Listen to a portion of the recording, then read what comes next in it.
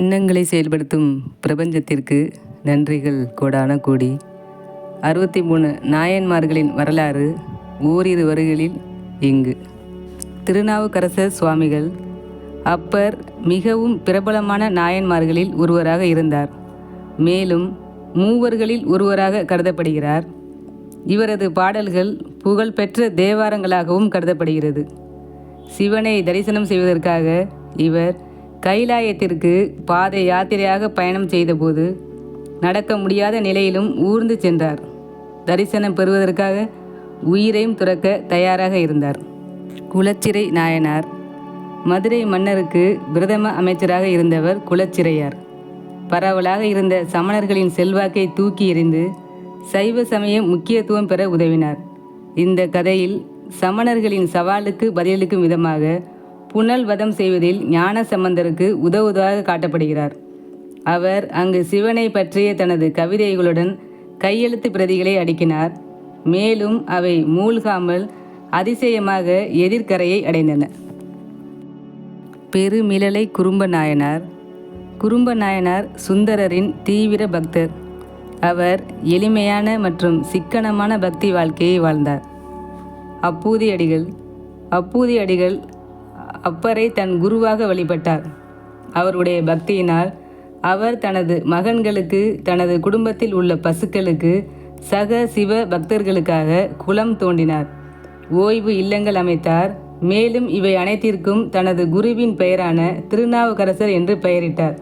ஒருமுறை அவர் அப்பரை தனது வீட்டில் தனது குடும்பத்துடன் உணவருந்த அழைத்தார். அவர்கள் உணவு உண்ணும் நேரத்தில் தன் மகன் நாகப்பாம்பு கடித்து இறந்த போதும் அப்பரின் உணவுக்கு இடையூறு வராமல் பார்த்து கொள்ள அப்பூதி அடிகள் பாடுபட்டார். திருநீலநக்கர் நாயனார். திருநீலநக்கர் மற்றொரு குறிப்பிடத்தக்க நாயனார் மற்றும் சைவ பக்தர் ஆவார். சிவன் மீது அவர் செலுத்திய கவனம் எப்படி என்றால், சிவலிங்கத்தின் மீது இருந்த ஒரு சிலந்தியை அகற்றுவதற்கு தன் மனைவி வாயால் ஊதியதற்காக இரவு முழுவதும் கோவிலில் தனியாக விட்டுவிட்டு தன் ஆத்திரத்தை வெளிப்படுத்தினார். சிவனின் புனிதத்தை மனைவி பாலடித்ததாக கருதினார்.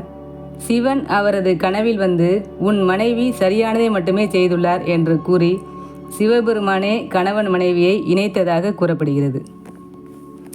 நமிநந்தி அடிகள் நாயனார். நமிநந்தி அடிகள் சமண சமயம் சமூகத்தில் பரவியிருந்த காலத்தில் சிவன் மீது கொண்ட பக்தியின் விளைவாக எளிய அற்புதங்களை காண்பிப்பதன் மூலம் பலரை சைவ மதத்தை தழுவ செய்ததாக கூறப்படுகிறது. அத்தகைய ஒரு கதையில் அவர் நெய்க்கு பதிலாக தண்ணீரை மட்டும் பயன்படுத்தி சிவனுக்கு விளக்கு ஏற்றியதாக கூறப்படுகிறது. திருஞான சம்பந்தர் நாயனார். பல யோகியான சம்பந்தர் தென்னிந்தியாவில் நடனமாடிய நாயன்மார்களில் ஒளிரும் மொழியாக இருந்தார். மிக இளம் வயதில் அவர் தனது தந்தையின் தோள்களில் சிவனை பாடியபடி குறிப்பிடத்தக்க கிராமங்களுக்கு சென்றதாக கூறப்படுகிறது. அவர் தனது திருமணத்தின் போது 3000 பேர் தங்கள் உடலை துறந்து முக்தி நிலையை அடைய செய்தார். ஏயர்கோன் கலிக்காம நாயனார். ஏயர்கோன் கலிக்காமர் அவர் வாழ்ந்த காலகட்டத்தில் ஆண்ட சோழ பேரரசின் தளபதி மற்றும் சுந்தரரின் சம காலத்தவர். அக்காலத்தின் குறிப்பிடத்தக்க முனிவர் இவர். சுந்தரரின் திருவிளையாடல்களை கேள்விப்பட்ட இவர் அவரை நம்பாமல் அவரது பக்தியை கேள்விக்குறியாக்கினார். பின்னர் குறிப்பிட்ட சம்பவத்தில் ஒரு நோய்க்கு சிகிச்சை அளிப்பதற்கான விருப்பம் கொடுக்கப்பட்ட போது அவர் தற்கொலை செய்து கொண்டார். பின்னர் அவர் சுந்தரர் மற்றும் சிவன் அருளால் மீண்டும் அற்புதமாக உயிர் பெற்றார். திருமூலர் நாயனார். திருமூலர் ஒரு சைவ மறைஞானி.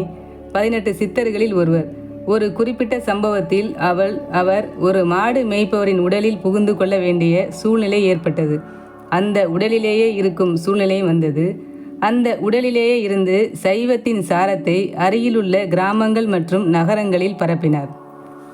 தண்டியடிகள் நாயனார். தண்டியடிகள் நாயனார் ஒரு பார்வையற்ற சிவன் பக்தர். பெரும்பாலும் ஜைனர்களின் செல்வாக்கில் கீழிருந்த ஒரு கோயில் நகரத்தில் அவர் ஒரு புனிதமான கோயில் குளத்தை புதுப்பிக்க தொடங்கினார். அவர் தனியாக தொடங்கிய ஒரு செயல்முறை அக்காலத்தை ஆண்ட அரசரால் விரைவில் முடக்கப்பட்டது. மூர்க்க நாயனார். மூர்க்க அல்லது பொல்லாத வன்முறை நாயனார் இவர். 63 நாயன்மார்களில் மிகுந்த வசைப்பெயர் எடுத்தவர் இவர். பணக்காரர்களுடன் சூதாடினார். மேலும் அந்த செல்வத்தை தனது சக சிவ பக்தர்களுக்கு உணவளிக்க பயன்படுத்தினார் என்று கூறப்படுகிறது. சில சமயங்களில் சூதாட்டத்தில் தோற்று பணம் செலுத்த முடியாதவர்களை கத்தி முனையில் பிடித்து அவர்கள் கடனை செலுத்த உடல் ரீதியாகவும் தாக்கினார். சோமசிமார நாயனார். சோமாசிமாரர் ஒரு பிராமணர் மற்றும் கோவில் பூசாரி. அவர் யாகங்களுக்கு பயிற்சியாளராக இருந்தார். இது இவருக்கு சோமாசி என்ற பெயரை தந்தது. அப்போதுள்ள ஜாதி விதிகளை பற்றி அவர் அதிகம் கவலைப்படவில்லை. இவர் பிராமணர் அல்லாதவர்களுடன் பழகினார். அது அந்த காலத்தில் தடை செய்யப்பட்டது. ஆனாலும் அவர்களுக்கு சேவை செய்தார். அவர்களை கவனித்து கொண்டார். சாக்கிய நாயனார். சாக்கியர் ஒரு பௌத்தராக மாறிய சைவராக இருந்தார். சிவனிடம் எதையும் காணிக்கையாக செலுத்த முடியும் என்ற பக்தி உணர்வு அவருடையது.